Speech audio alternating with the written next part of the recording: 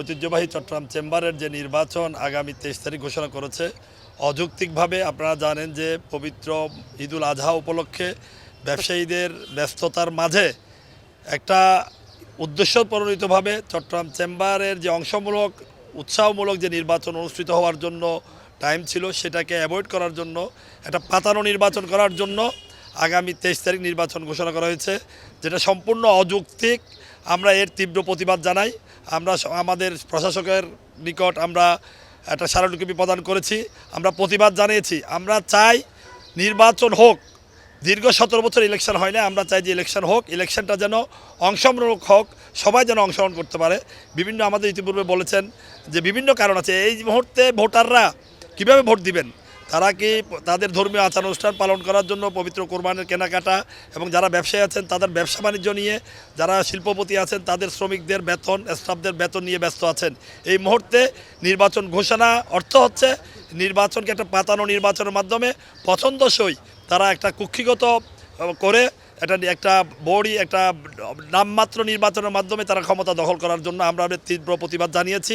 আমরা স্মারকলিপির মাধ্যমেই প্রশাসককে এবং নির্বাচন কমিশনারকে আমরা বলে এসেছি, আমরা যদি 23 তারিখের নির্বাচন যদি বন্ধ করা না হয়, আমরা এর জন্য চট্টগ্রামের ব্যবসায়ী সমাজ এর বিরুদ্ধে রুখে দাঁড়াবে, এবং যৌক্তিক সময়ে আমরা জানিয়েছি, যৌক্তিক সময় নিয়ে যেন নির্বাচন করা হয়, এই দাবিটা আমরা জানিয়েছি।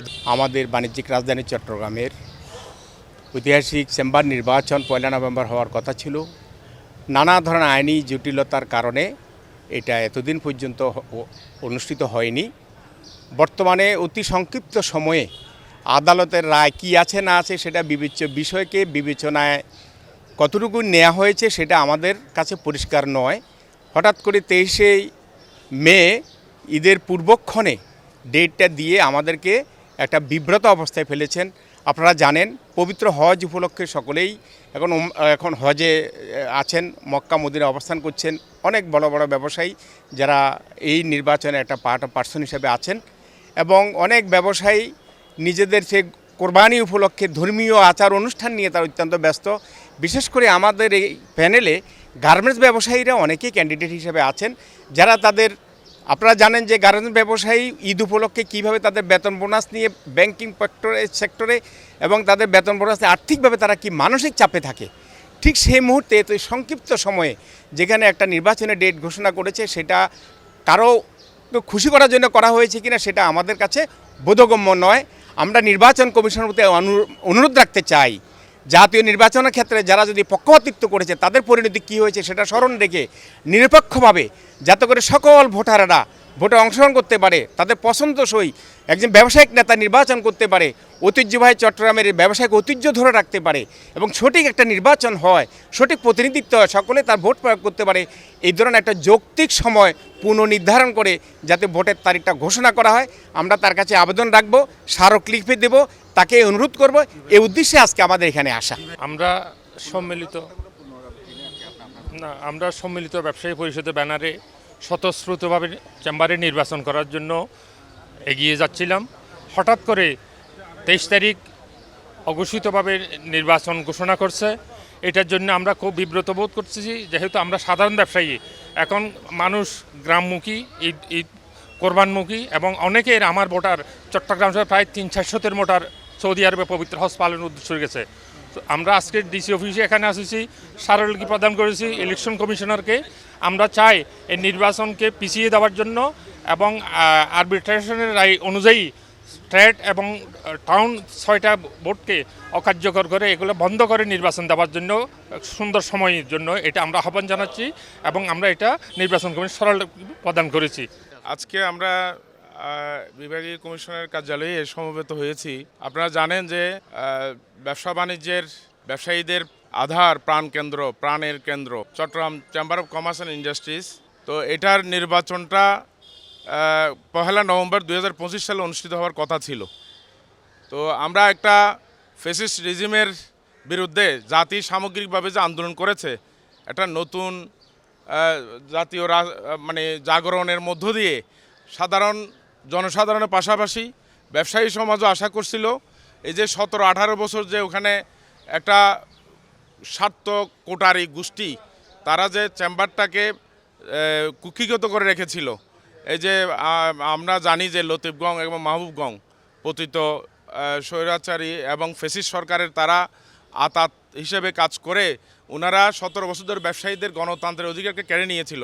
ওখানে ওনাদের পছন্দ মতো ওনাদের পরিবারের সদস্যদেরকে পছন্দের ব্যক্তিদেরকে বোর্ডের প্রেসিডেন্ট, সিনিয়র ভাইস প্রেসিডেন্ট এবং কুক্ষিগত সাধারণ পদের গণতন্ত্রের অধিকারকে প্রয়োগ করতে দেয় নাই। কিন্তু পরিবর্তিত প্রেক্ষাপটে সাধারণ জনগণের পাশাপাশি ব্যবসায়ী সমাজের মধ্যে উচ্ছ্বাস উদ্দীপনা তৈরি হয়।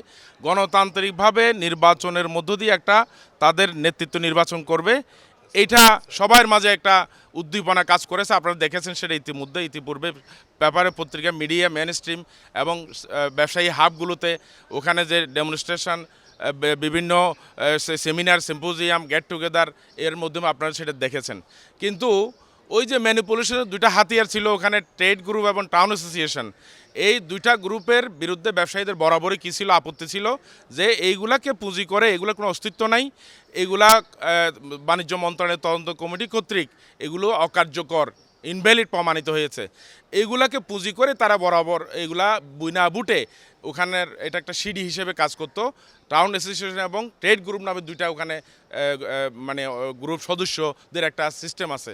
এগুলোকে তারা জেনে রেখেছিল তাদের পছন্দের লোককে বসানোর জন্য। এর বিরুদ্ধে ব্যবসায়ীদের আন্দোলন ছিল, আদালত পর্যন্ত গড়িয়েছে। শেষ পর্যন্ত মহামান্য সুপ্রিম কোর্টের নির্দেশে এটা আর্টিকেল অফ অ্যাসোসিয়েশন এবং আমাদের যে মেমোরেন্ডাম আছে চেম্বারের, সেই অনুযায়ী এখানে আরবিট্রেশন ট্রাইব্যুনাল এফবিসিসি এর তা একটা বডি আছে। এটা একটা আদালতের মর্যাদাপূর্ণ বডি। সেখানে এক্স জুডিশিয়াল পার্সোনালিটিগণ, জাজগণ ওখানে আছেন। উনাকে সুপ্রিম কোর্টের নির্দেশে ওই বডিটাকে এটা মানে ফয়সালা করার জন্য বলেছিলেন। তারই ওখানে ফয়সালা হয়েছে যে দিয়েছেন ওনারা অনেক হিয়ারিং এবং বিভিন্ন রিকোয়ারমেন্টস প্রত্যেকের কথা শুনে, যে একটা ওই শিডিউলটা ছিল, যেটা ডিক্লার শিডিউলটা ছিল, সেটা ত্রুটিযুক্ত শিডিউল, সেটাকে রিশিডিউল করে সবাইকে নিয়ে ইনক্লুসিভ একটা ইলেকশনের জন্য গণতান্ত্রিকভাবে একটা যেন নির্বাচিত প্রতিনিধির মাধ্যমে চেম্বারটা পরিচালিত হয়।